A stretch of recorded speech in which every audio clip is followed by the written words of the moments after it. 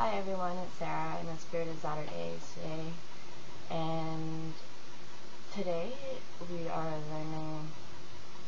talking about learning from your past.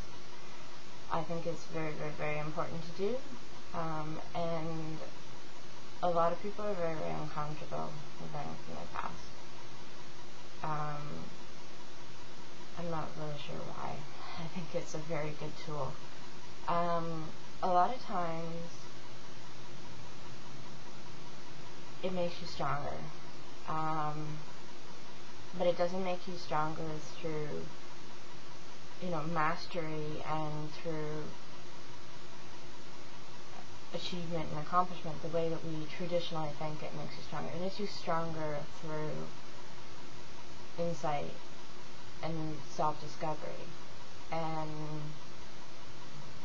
learning about that can be really, really scary, but at the same time, the more you know about yourself and the more you know about the root of your disorder and the behaviors that are problematic for you, the more empowerment you have against your eating disorder.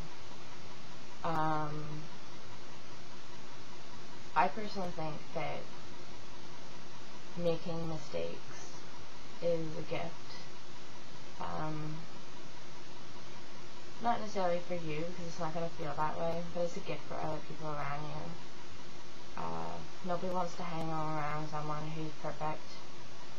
Making mistakes makes you really, a lot. It's very humbling. And when you can learn from those mistakes, it's very empowering. A lot of times, if you've been through DBT, you'll know this, but DBT is, if you have a target one behavior, which is one that is life-threatening, then you end up doing a chain. So this whole learning from your past, or from the, what's gone wrong, what hasn't gone wrong, is not a new concept to therapy. Actually it's a central concept to anything behaviorally related. So any sort of behavioral therapy, you'll run into this concept of learning from yourself. But in DBT, you get a chain, and that's basically what you do is you go through sort of, what was happening, what were the events that were preceding, what made you vulnerable, what were your thoughts, what were your feelings, was there a point of no return, where was that, just really taking a look at the situation and sort of dissecting it so that you can go back and change certain things. I always tell people that, well, first of all, I always tell people that relapse isn't failure. Relapse is a red flag. It means, hey, we haven't finished dealing with anything or something, and we really need to do that, so can you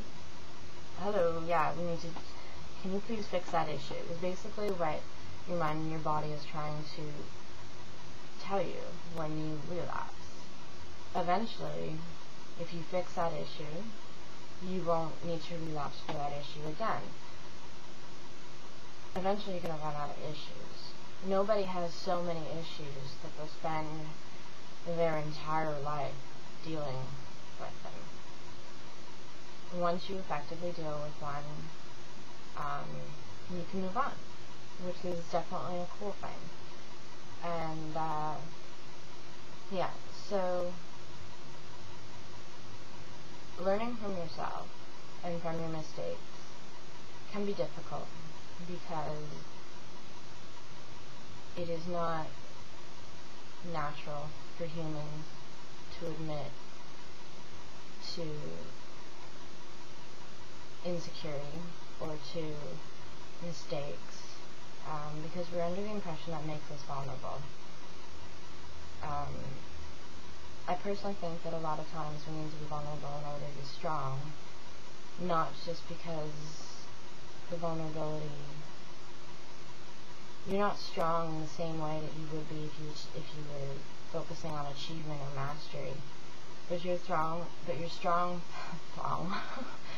strong through self-insight and through awareness, and that's really, really important. If you want, you can actually Google DBT and chain, and you'll get sort of a set of instructions about how to effectively go about doing one of these chain things, and you never know, it might help you.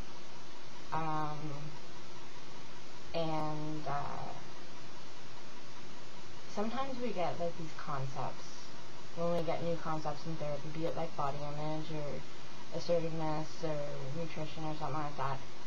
Not so much nutrition, but you get these sort of abstract concepts, and it's really, really hard to put them into play in the real world.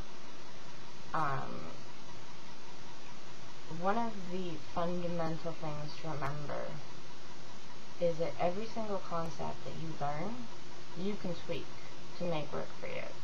You don't have to share the same perspective that I do, or that the person next to you, or even that your therapist is imposing. As long as the concept works, you can tweak it however you want. A lot of times we get caught up and we're like, well, I'm not doing this right. Well, is it working? And okay, yeah, it is. Then you're doing it right. There's no really right way to do anything in therapy, and there's no really right way to learn from yourself, as long as you do. And it's just, I think it's really, really important.